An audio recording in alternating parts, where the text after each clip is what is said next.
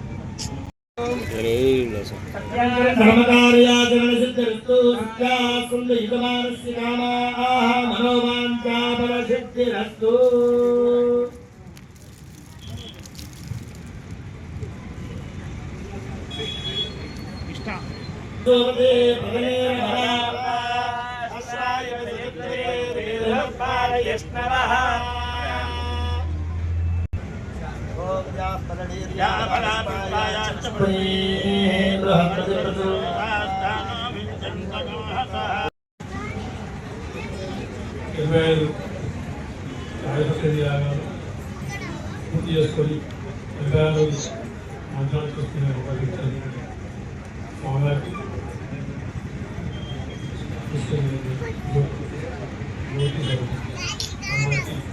ఐదో తెలియాలి ఈ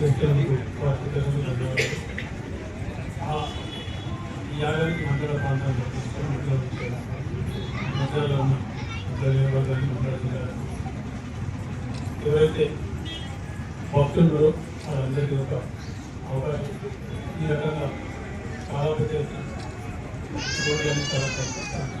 సందర్భాలు జరుగుతుంది. చాలా బాగుంది కూడా కార్యక్రమం తీసుకోవడం చాలా 15 రోజులు మార్చి 3 కార్యక్రమం జరుగుతుంది. ఇది ఒక పండుగ వాతావరణం. ఈ పండుగల సమయంలో శివరాత్రి కానివ్వండి, రానున్న ఉగాది కానీ, శ్రీరామనవమి కానీ, ఈ సందర్భంలో రుద్రం సీతారామ సామ్రాజ్య అభిషేకం, చతుర్వేద అభిషేక మహాగణపతి, మహాసహ సుదర్శన లక్ష్మీనారాయణ భాగవతి 86వ విశ్వశాంతి మహాయాగ మహోత్సవం జ్యోతి స్వరూపానంద స్వామీజీ గారి దివ్య మంగళ శాసనముతో తేదీ 15/2/2025 శనివారం నుండి 2/2/2025 ఆదివారం వరకు ఈ యాగస్థలం జిల్లా కలెక్టర్ గారి కార్యాలయం రోడ్డు నస్పూర్ మంచిర్యాలలో ఏర్పాటు చేయడం జరిగింది. 650 మంది ఋత్వికులతోటి ఈ కార్యక్రమం తీసుకొని చాలా పెద్ద ఎత్తున చాలా అంటే శ్రమ ఖర్చుతో కూడుకున్న పని వాళ్ళందరూ చేసుకుంటారు. తప్పకుండా వాళ్ళందరికీ అన్ని రకాలుగా మాకు సంబంధించిన ప్రభుత్వానికి సంబంధించిన కానీ, మాకు ప్రత్యేకంగా నాకు కానీ, మా కుటుంబ సభ్యులకు సంబంధించినట్టు పూర్తి సహకారం అందిస్తాం. మాతోటి వృద్ధ భక్తులకి చైతన్యంగా చేసుకుంటూ ఉంటుంది.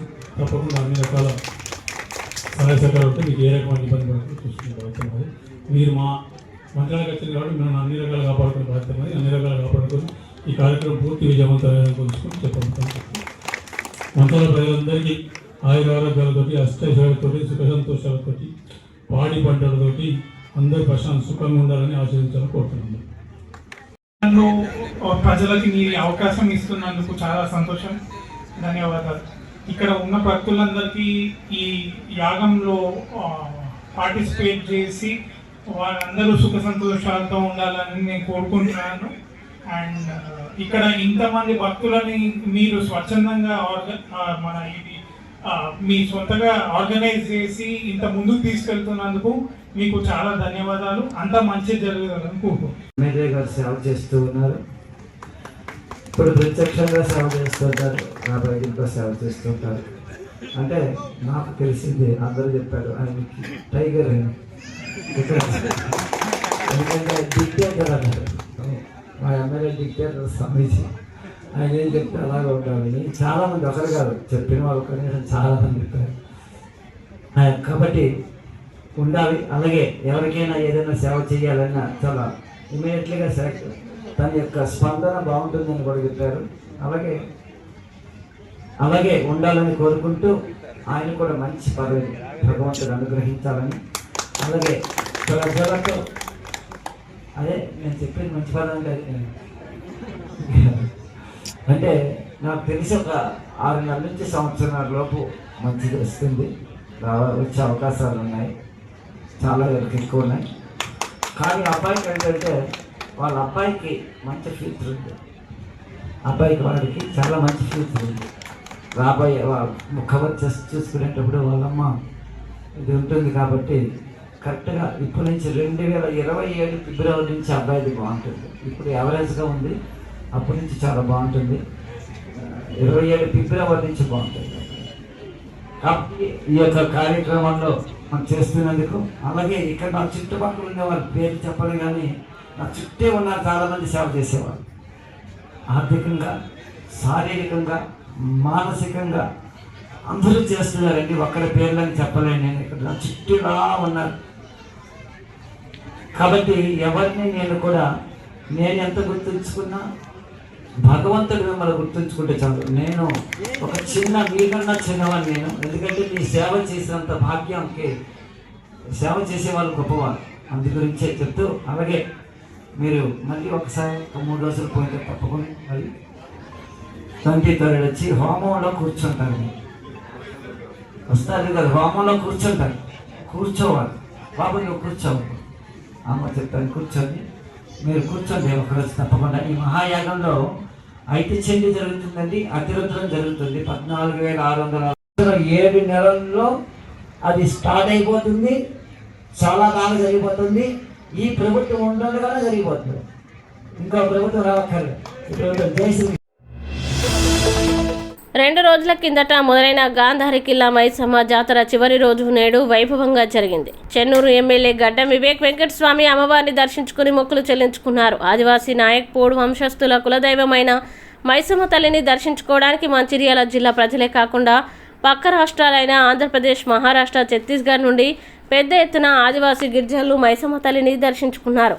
కిల్లా క్రింద ఏర్పాటు చేసిన ప్రజా దర్బార్లో ప్రముఖులు హాజరై గాంధారి కిల్లా విశిష్టతని వివరించారు. దాదాపు 700 సంవత్సరాల క్రిందట కాకతీయుల కాలం నాటి సామంతరాజులు పరిపాలించిన కిల్లా ప్రత్యేకతని ప్రజలకి క్లుప్తంగా తెలిపారు. ఎంతో ప్రత్యేకత కలిగిన కిల్లాని పర్యాటక ప్రాంతంగా అభివృద్ధి చేయడానికి కృషి చేస్తానని హామీ ఇచ్చారు ఎమ్మెల్యే వివేక్.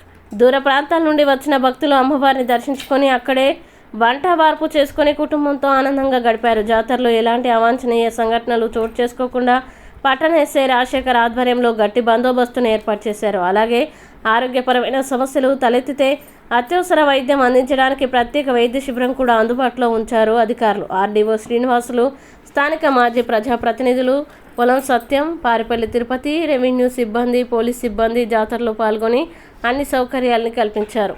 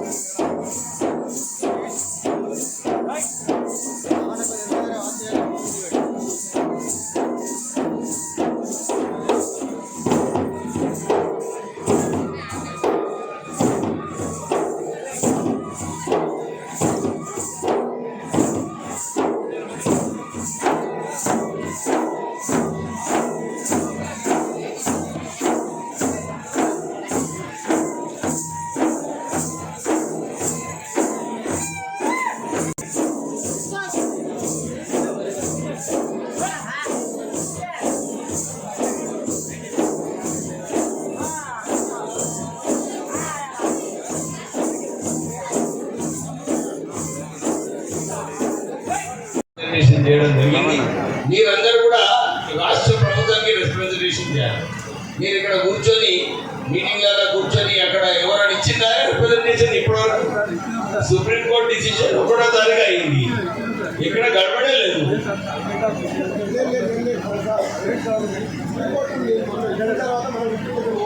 పోలేదు. మీరు రిప్రజెంటేషన్ ఇవ్వండి. ఎట్లయితే ఎస్సీలలో ఒక కమిషన్ వేసిందో ఎస్టీలకు కూడా ఒక కమిషన్ వేసి మీరు రిప్రజెంటేషన్ చేసినప్పుడే ఆ కమిషన్ చేసి వాళ్ళు కూడా స్టడీ చేస్తారు. ఎందుకంటే ఈ సుప్రీంకోర్టు డిసిషన్లో చాలా స్పెసిఫిక్గా ఇచ్చిందన్నమాట.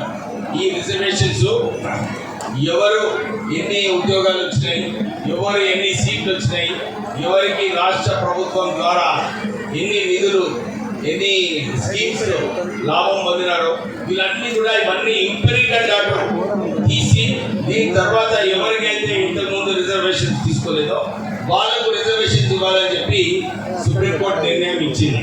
చాలా మంది అనుకుంటున్నారు ఇది పాపులేషన్ బేస్డ్ డిసిషన్ అని. అది తప్పు. అసలు పాపులేషన్ మాటనే లేదు సుప్రీంకోర్టు డిసిషన్లో. ఇది కేవలము ఈ 3 అంశాల మీద ఉంది. దాంట్లో కూడా ఏమన్నారంటే రాజకీయంగా ఎవరైతే దీన్ని వాడుకోవాలనుకుంటున్నారో తప్పుడు లెక్కలతో చేస్తే మళ్ళా సుప్రీంకోర్టు రావచ్చు అని చెప్పి ఆ తీర్మానంలో ఉన్నది. ఇక్కడ మీరు ఏదైతే మీ డేటా ఉన్నదో ఈ డేటా కలెక్ట్ చేయడానికి మీరు రాష్ట్ర ప్రభుత్వానికి ఒక ఉత్తర్వులు రాయండి. కావాలంటే మీరు ఒక డెలిగేషన్ వస్తే నేను తీసుకువెళ్ళి ముఖ్యమంత్రితో కల్పించి మీకు ఒక కమిషన్ వేయడానికి ప్రయత్నం చేస్తాను. ఇప్పుడే మా సోదరుడు అడిగింది, సార్ మాకు ఒక భవనం కావాలండి. నిజంగానే నాయకపూర్లకు ఒక భవనం కట్టించే బాధ్యత మీరు స్థానిక ఎమ్మెల్యేగా నమ్ముతుంది. మీరు ఇక్కడ ఫారెస్ట్ ఏరియాలో మళ్ళీ ఈ గొడవ పెట్టుకోకుండా ఎక్కడైతే క్లియర్ ల్యాండ్ ఉంటుందో ఏమైనా ఐడెంటిఫై చేస్తే నేను కలెక్టర్ గారికి చెప్పి మీకు ఆ ల్యాండ్ అలాట్ చేపిస్తా. తర్వాత మా డిఎంఎఫ్టీ ఫండ్ అన్న ఎస్డిఎఫ్ ఫండ్స్ నుంచి మీకు 20 లక్షల రూపాయలు మీకు భవనం కట్టుకోవడానికి నేను నిధుల నుంచి శాంక్షన్ చేపిస్తాను. అదే నా తరఫు నుంచి నా పని అయిపోయింది. ఇప్పుడు మీ తరఫు నుంచి మీరు పోయి సార్ ఈ ల్యాండ్ 2-3 సెలెక్ట్ చేసుకుంటే, ఎందుకంటే కలెక్టర్ గారు మా ఒపీనియన్ వేరే ఉంటుంది, 2-3 సెలెక్ట్ చేసుకుంటే నేను వచ్చి చూసి కలెక్టర్ గారిని కూడా పిలిపిస్తా. జాయింట్ ఇన్స్పెక్షన్ చేసి మీకు ఒక 5, 7, 8 గుంటాలో 10 గుంటాలో భూమి మనకు ఫస్ట్ నాయకులకు అలాట్మెంట్ చేసిన తర్వాత మనం వచ్చి మంచి ప్లాన్ చేసుకొని ఒక పనులు చేసుకోవడానికి, మన చర్చలు పెట్టుకోవడానికి ఈ భవనం కట్టుకుంటే మన నాయకులకు అందరికీ కూడా లాభం వస్తుంది. నేను ఉన్నంత కాలం మీరు తొందరగా చేసుకుంటే మంచిది. ఈ 5 సంవత్సరాలనే మనం మంచి భవనం కట్టించుకున్నాం. కానీ నేను మీ నాయకులకు అందరికీ కూడా భరోసా ఇప్పిస్తున్నా, నేను ఉంటా. కానీ మీరు నాతో ఎక్కువ టచ్లో ఉండాలి. ఖాళీ రాజన్న ఫోన్ చేస్తుంటాడు కానీ ఆయన సరిపోదు అందరు. ఇంకో విషయము, మన మందమరి మున్సిపాలిటీలో ఎలక్షన్స్ కావాలన్నట్టు ఇప్పుడు హైకోర్టులో ఒక పిటిషన్ ఇస్తున్నారు ఎలక్షన్స్ కండక్ట్ చేయాలని చెప్పి. నేను కూడా కలెక్టర్ గారితో మాట్లాడి ఇదే చెప్పినాను. సుప్రీంకోర్టు ఏదైతే తీర్మానం ఇచ్చిందో 50% కార్పొరేటర్ పోస్ట్ అన్నీ కూడా ట్రైబల్స్కి అలొకేట్ చేయాలి, రిజర్వేషన్ పెట్టాలి. దాంతోపాటు చైర్మన్షిప్ పోస్ట్ కూడా ట్రైబల్కి రిజర్వేషన్ పెట్టాలని చెప్పి సుప్రీంకోర్టు తీర్మానం ఇచ్చింది. మన రాష్ట్ర ప్రభుత్వం తరఫున డిస్ట్రిక్ట్ కలెక్టర్ని కూడా ఈ అఫిడవిట్ హైకోర్టులో వేయించడం జరిగింది. త్వరలోనే ఒక నిర్ణయం వస్తుంది. దాని ప్రకారంగా నేను ఎలక్షన్ టైంలో నేను మాట ఇచ్చిన మందమరి మున్సిపాలిటీలో మనం ఎలక్షన్స్ కండక్ట్ చేసుకుందామని చెప్పి ఈ లీగల్ ప్రాసెస్, ఎందుకంటే ఎవరున్నా కానీ ఈ లీగల్ ప్రాసెస్ పోవాల్సి వస్తుంది. ఈ లీగల్ ప్రాసెస్ అయిన తర్వాత త్వరలోనే అంటే టైం అవుతుంది. అందరూ కూడా మళ్ళీ త్వరలోనే ఎమ్మెల్యే సామాన్ మళ్ళీ సోషల్ మీడియాలో ఏదో ఒకటి పెట్టి టూలింగ్ తీస్తారు. అరే చెప్పారు సార్ ఏమైందని. ఎందుకంటే నేను గెలిచిన తర్వాత 5 సంవత్సరాలు ఉన్నాయి నాకు. ఏదైతే హామీలు ఇచ్చినో అన్నీ పూర్తి చేయండి.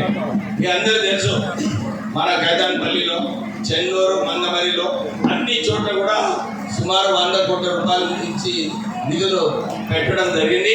దాంతోపాటు డ్రింకింగ్ వాటర్ సప్లై కోసం కూడా 100 కోట్ల రూపాయలు, మన గైదాన్పల్లిలో 40 కోట్ల రూపాయలు మన ప్రజలకు ఉపయోగపడేలాగా పెట్టడం జరిగింది. నేబర్స్కి, మన ప్రజలకు అందరికీ కూడా మళ్ళొకసారి జై ఆదివాసీ చెప్తూ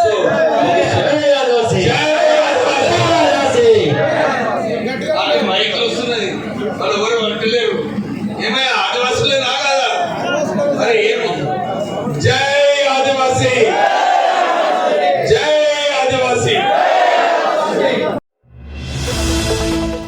మాతా శిశు ఆరోగ్య కేంద్రంలో వైద్యుల నిర్లక్ష్యం వల్లే గర్భంలోని శిశువు మరణించిందని మంచిర్యాల జిల్లా కేంద్రంలోని మాతా శిశు ఆరోగ్య కేంద్రం ఎదుట బాధితులు ఆందోళన చేపట్టారు. మంచిర్యాల జిల్లా నెన్నెల మండలం మైలారం గ్రామానికి చెందిన గౌడి సుమలత ప్రసవం కోసం ఈ నెల 12న మాతా శిశు ఆరోగ్య కేంద్రానికి చేరుకుంది. తనకు కడుపులో ఇబ్బందిగా ఉందని గర్భిణీ సిబ్బందికి తెలియజేసినా పట్టించుకోకుండా మరుసటి రోజు ఓపీ తీసుకుని రావాలని తెలపడంతో వారి సూచన మేరకు మరుసటి రోజు ఆరోగ్య కేంద్రానికి చేరుకున్నారు. వైద్యులు ప్రసవ వేదనతో ఇబ్బంది పడుతున్న సుమలతని పరీక్షించి శిశువు కడుపులోనే మృతి చెందిందని తెలపడంతో ఆమె బంధువులు కన్నీరు మున్నీరయ్యారు. ప్రభుత్వ ఆసుపత్రిలో మెరుగైన చికిత్స అందుతున్న ఏఎన్ఎంల మాట మేరకు గిరిజన ప్రాంతం నుంచి ఇక్కడికి వైద్యం కోసం వచ్చామని ఆసుపత్రి సిబ్బంది నిర్లక్ష్యంతోనే తన బిడ్డ బయట ప్రపంచానికి రాకుండానే చనిపోయిందని గర్భిణీ భర్త రాజేష్ ఆవేదన వ్యక్తం చేశారు. బాధ్యులపై కఠిన చర్యలు తీసుకోవాలని ఆదివాసీ సంఘం ఆధ్వర్యంలో బాధితులు ఆసుపత్రి ఎదుట ఆదివారం ఆందోళన చేపట్టారు.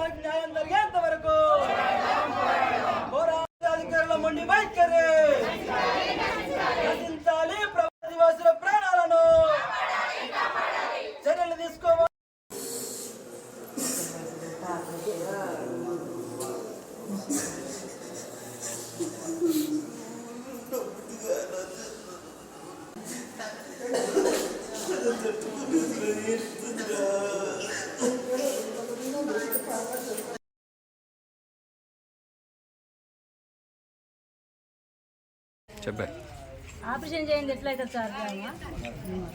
నా పేరు తలండి రాజన్న, మాది మైలార గ్రామం.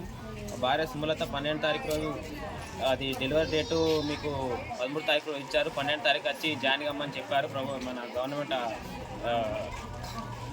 డాక్టర్స్. వస్తే 12వ తారీఖు వెహికల్స్ దొరకకపోవడం వల్ల కొంచెం 12:30 1 మధ్యలో రావడం వల్ల ఓపీ లేదని ఇక్కడ సమాధానం చెప్పడం వల్ల మళ్ళీ వచ్చి అడిగి ఆశా వర్కర్ ఫోన్ చేసి మరి ఇక్కడ ఇట్లా చెప్తున్నారు ఓపీ ఈఎంఐ మీకు టైం దాటిపోయిందని చెప్పడం వల్ల చెప్తే లేబర్ ఆఫీస్కి వెళ్ళి అక్కడ మీకు తీసుకుంటారని చెప్పడం వల్ల అడిగితే లేబర్ ఆఫీస్కి పోతే మన లేబర్ అలా దాంట్లోకి పోతే ఆఫీస్ దాంట్లోకి పోతే వీళ్ళు ఓపీ ఉంటే మేము తీసుకుంటాం, రేపు రాపోలేని సమాధానం చెప్పడం వల్ల మళ్ళీ వచ్చి అడిగితే మేము మళ్ళీ 13వ తారీఖు రావడం వల్ల అత్తే మీ పాప హార్ట్ బీట్ వినబడతలేదు చనిపోయిందని చెప్పడం జరిగితే సరే చెప్పడం వల్ల పాప చనిపోయిందని మార్నింగ్ 11 మధ్యలో చెప్తే మీకు వైద్యం చేస్తామని నార్మల్ డెలివరీకి చేస్తామని ఇప్పుడు 4 స్టార్ట్ చేస్తే మాకు 4-5 మధ్యలో ఆపరేషన్ చేయడం జరిగింది. తల్లికి ఏం ప్రమాదం లేకపోవడం వల్ల మేము సంతోషంగా ఉండడంతో మేము సైలెన్స్ ఉండడం వల్ల లేదు వాళ్ళే టైంకి రాకపోవడం వల్ల మమ్మల్ని సరిగ్గా సంప్రదించకపోవడం వల్లనే వాళ్ళ నిర్లక్ష్యం వల్లనే చనిపోయిందని సమాధానం చెప్పడం వల్ల వాళ్ళు చెప్తేనే కదా, చెప్పడం వల్లనే చదువుకొని రాని వాళ్ళు మీకు ఇలా లేదు వీళ్ళు బొమ్మడం వల్లనే వాళ్ళు వెళ్ళిపోయిళ్ళు. వాళ్ళకి వెహికల్ సరిగ్గా లేకపోవడం వల్లనే ఈ పాప చనిపోయిందని మేము అనుమానిస్తున్నాం. మాకు ఖచ్చితమైన సమాధానం వచ్చేవరకు అధికారులు మాకు ఖచ్చితమైన సమాధానం చెప్పాలి. ఓల్ది నిర్లక్ష్యం అని చెప్పాల్సిందిగా మేము డిమాండ్ చేస్తున్నాం. మంచిర్యాల జిల్లా చెన్నూరు పట్టణంలోని మటన్ షాపుల్లో నాణ్యత లేని మటన్ విక్రయాలు జరుపుతున్నారని గత కొద్ది రోజులుగా వస్తున్న ప్రజా ఫిర్యాదుల నేపథ్యంలో మున్సిపల్ వెటర్నరీ యంత్రాంగం అప్రమత్తమయ్యారు. ప్రజలకి నాణ్యమైన ఆరోగ్యకరమైన మాంసాన్ని అందించేలా మున్సిపల్ శాఖ చర్యలు చేపట్టింది. వెటర్నరీ డాక్టర్తో మేకలకి గొర్రెలకి వైద్య పరీక్షలు నిర్వహించి అది ఆరోగ్యంగా ఉందని డాక్టర్ నిర్ధారించిన అనంతరం మటన్ విక్రయాలు జరిగేలాగా చర్యలు చేపట్టారు. మున్సిపల్ వెటర్నరీ శాఖ చర్యల పట్ల ప్రజలు హర్షం వ్యక్తం చేస్తున్నారు.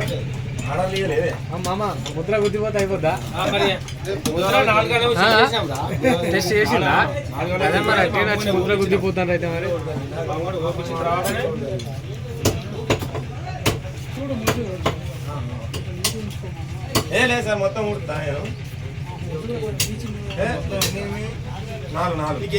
పౌడర్ తెచ్చుకోమన్నా పౌడర్ తెచ్చుకోమన్నా మరి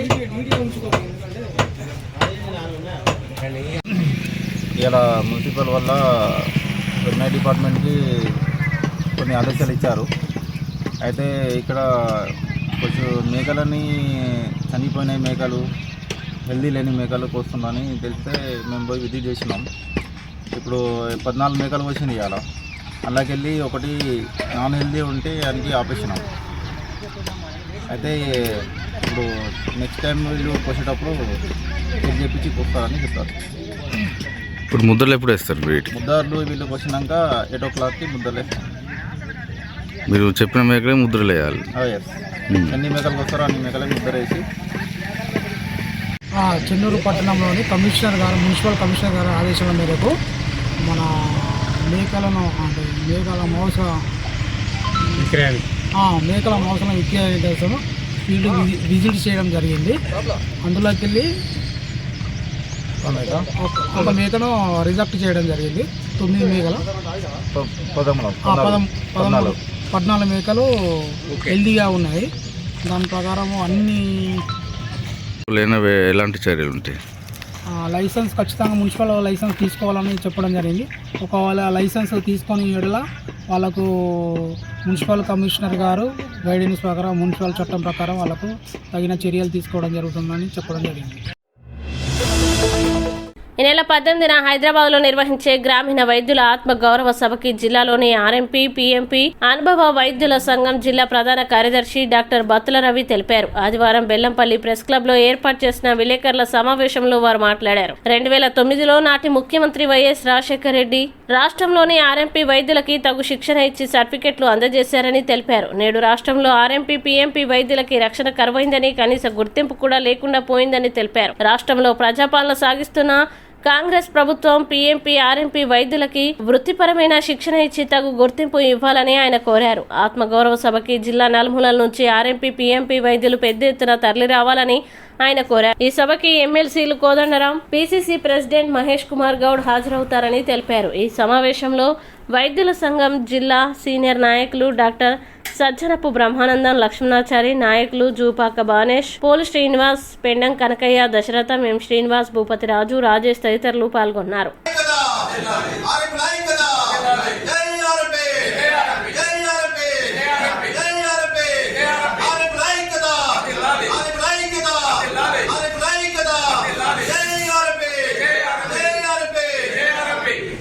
నా పేరు బత్తుల రవి, మంచిర్యాల జిల్లా జనరల్ సెక్రటరీగా ఇప్పుడు పదవి నిర్వహిస్తున్నాను.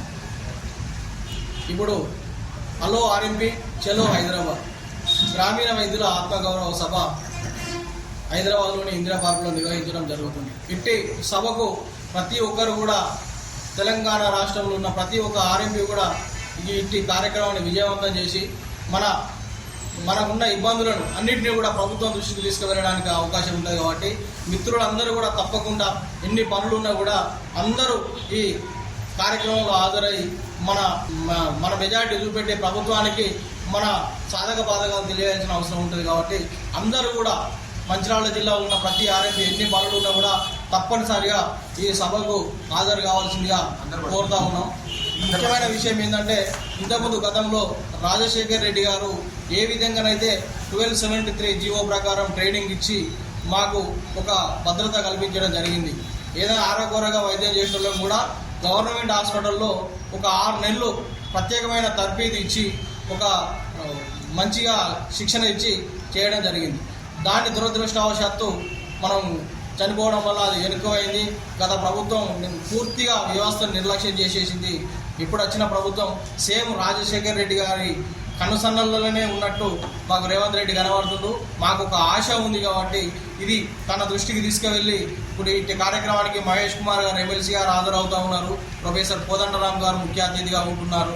జన విజ్ఞాన దర్శిని మన రమేష్ గారు, మళ్ళీ అలాగే మాకైతే ఏదైతే 1273 జీవో ట్రైనింగ్ ఇచ్చినప్పుడు బుక్లెట్ తయారు చేసిన బ్రహ్మారెడ్డి గారు, అలాగే కేజీ గోవిందరెడ్డి గారు, వీళ్ళందరూ కూడా వస్తున్నారు. కాబట్టి ఉన్న జిల్లాలో కాకుండా రాష్ట్రంలో ఎన్ని సంఘాలు పుట్టకొక సంఘం పుట్టి అన్ని విచ్చలవిడిగైపోయి మేము ప్రభుత్వం దగ్గరికి పోతే ఈ సంఘం నుండి వచ్చినవా ఆ సంఘం నుండి వచ్చినవా అనకుండా ఉమ్మడిగా అన్ని సంఘాలు ఒకటై ఈ సభను నిర్వహిస్తూ ఉన్నాయి. ఇది చాలా ఒక ఆనందకరమైన వార్త. కాబట్టి మనం అందరం కూడా తప్పకుండా ఈ సమావేశంలో పాల్గొని ఇప్పుడు ఆ నాయకుడు ఈ నాయకుడు అని ఏం లేదు, అన్ని స్టేట్ నాయకత్వాలు ఒకటై విజ్ఞాన దర్శిని రమేష్ అన్న గారు చొరవ తీసుకొని ప్రత్యేకంగా ఈ సమావేశం నిర్వహిస్తుంది కాబట్టి ఇది ఆత్మగౌరవ సభగా పెట్టుకున్నాం. దీనికి పర్మిషన్ కూడా ఉన్నది, ఎవరు భయపడవలసిన అవసరం లేదు. బాజాబ్తుగా గవర్నమెంట్ నుండి పర్మిషన్ తీసుకొని సభ నిర్వహిస్తూ ఉన్నాం. కాబట్టి మిత్రులు ఎవరు కూడా భయపడకుండా, అధైర్యపడకుండా మీరు కొంచెం కష్టమైనా కూడా ఈ సభకు వచ్చి మీరు మద్దతు తెలపవలసిందిగా మిమ్మల్ని కోరుతా ఉన్నాం. ఈ అవకాశం ఇచ్చిన మా బెల్లంపల్లి మండల మిత్రులకు, మంచిర్యాల మిత్రులకు అందరికీ కూడా ధన్యవాదాలు తెలియజేస్తాం. దయచేసి మరొకసారి మీకు అందరికీ, మా ఆర్ఎంపీ మిత్రులందరికీ కూడా విన్నపం చేస్తాం. ముఖ్య విషయం ఏంటంటే ఈ మధ్యకాలంలో ఆర్ఎంపీ దాడుల మీద, ఆర్ఎంపీ డాక్టర్ల మీద కానీ, ఇటు పిఎంపీ డాక్టర్లు కానీ, అనుభవితుల మీద విపరీతమైన దాడులు ఎప్పుడు లేని విధంగా జరగడం జరుగుతుంది.